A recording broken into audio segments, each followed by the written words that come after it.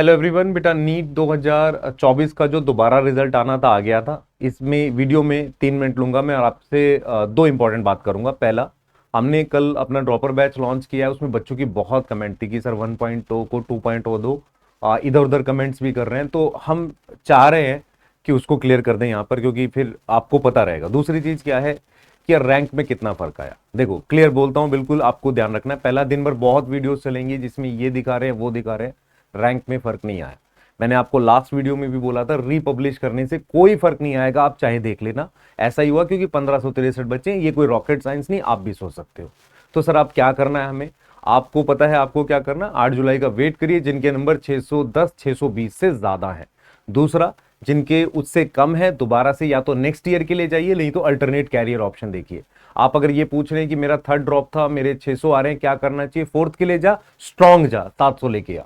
Clear है sir. 700 लाना मुश्किल है बेटा, अब आसान हो गया है क्योंकि पेपर थोड़ा सा एनसीईआरटी बेस्ड आता है, सिलेबस भी रिड्यूस हुआ है और बच्चों ने किया है, तो तू भी कर सकता है।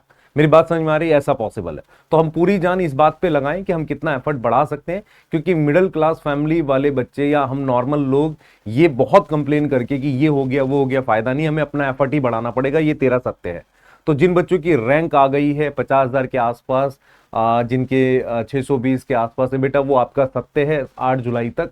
अगर कोई बड़ा उलट फिर नहीं होता है तो वही आपका सत्य है। इस साल आपको इसी के साथ संतोष करना पड़ेगा। रीजन क्या है, जैसे जैसे ये दिन आगे जा रहे हैं हो सकता है कि सिलेक्टेड जगह ही एग्जाम हो, ऐसा हमें भी लगने लग गया है। और दूसरी चीज क्या है बेटा, हम इस बात में बिल्कुल नहीं है कि डेली कोई वीडियो इस पे डालें, हमने उसमें बिल्कुल बंद कर दिया चैनल पे। हम सिर्फ क्या कर रहे हैं, चाह रहे हैं कि आप पढ़ो, क्योंकि आपको स्ट्रेस हो जाता है। और एक इंपॉर्टेंट बात क्या है, आज रिजल्ट आया इसलिए आपको बता रहे हैं, और सिर्फ ये ऑब्जर्वेशन बतानी है।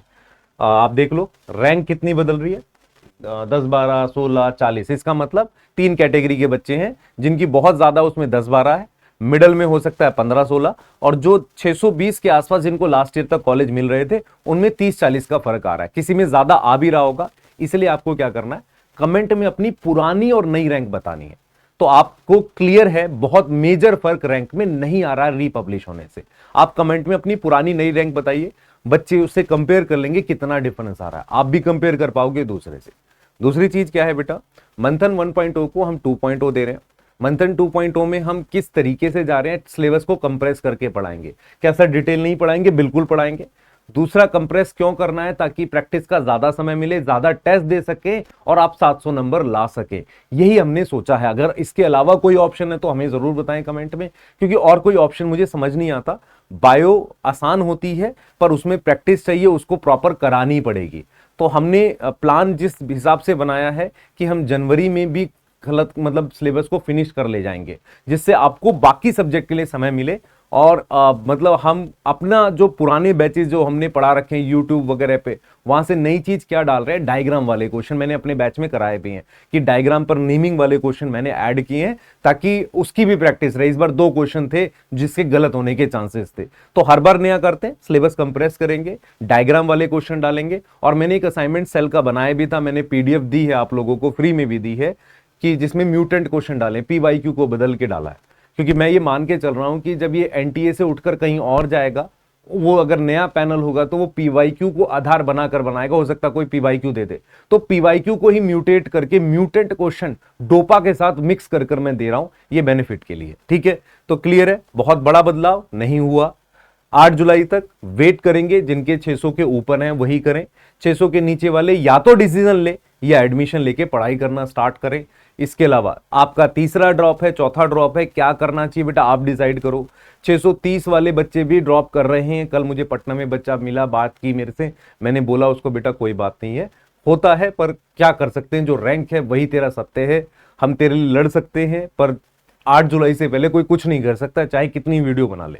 क्लियर है? तो मैं आपको 2-3 डिटेल में की वीडियो बनाऊंगा, बिल्कुल बनाऊंगा, कि एनसीईआरटी एक्चुअल में कैसे पढ़नी है, उसकी वीडियो एक आपको जरूर दूंगा। क्योंकि मैं पटना में बैठा था भाई ऑफलाइन में, मैं समझ गया कि बच्चों को एनसीईआरटी पढ़नी भी नहीं आती, उनको पता ही नहीं है कौन सी लाइन। और एक बहुत इंपॉर्टेंट चीज मुझे ये पता चले यार, उनको इंग्लिश की हिंदी भी नहीं पता, डीलिमिटिंग नहीं पता, डिस्टिंक्ट नहीं पता, ऐसे ऐसे शब्द नहीं पता। तो कहीं ना कहीं हम लोग ऐसा भी सोच रहे हैं कि क्यों ना एनसीईआरटी हम लोग ही पढ़ा दें आपको प्रॉपर तरीके से, और कुछ ना कुछ करना चाहिए। तो बेटा हम लोग अपने पार्ट पे बिल्कुल क्लियर है। ड्रॉपर बैच हम ला चुके हैं दूसरा, जिनको पढ़ना है प्लीज पढ़ो। पुराने वाले कंटेंट से क्या कंटेंट बदला है, बिल्कुल बदलते हैं, क्योंकि क्या हो रहा है, पेपर का पैटर्न बदल रहा है, कट ऑफ आई जा रही है। तीसरी बात, पैटर्न आपके सामने है, कोई खास बदलाव रैंक में नहीं है। ठीक है, मैं बिल्कुल क्लियर हूं, मैं ऐसी कोई वीडियो नहीं बनाऊंगा जिसमें मैं कंपेयर करके दिखा रहा हूं इसका 20 बढ़ा उसका 40 बढ़ा। ऐसा का कोई फायदा नहीं है बेटा, पढ़ाई कर लो, क्योंकि बहुत टॉक्सिक हो गया था ये सब, और हम बिल्कुल क्लियर है कि क्या गाइड करना है बच्चे को, पढ़ाई करनी है। ठीक है, एक मिडिल क्लास बच्चे के पास सपने होते हैं, उस सपने को लेके पूरा करने के लिए मेहनत कर सकता है, बहुत ज़्यादा वो इधर उधर करता है तो उसको खुद नुकसान होता है। आप देखो, आपने पिछले 1 महीने 2 महीने पढ़ाई नहीं करी है, जिसकी वजह से आप 2025 के लिए और भी दूर होते जा रहे हो। ठीक है बेटा, मिलते हैं, बाय।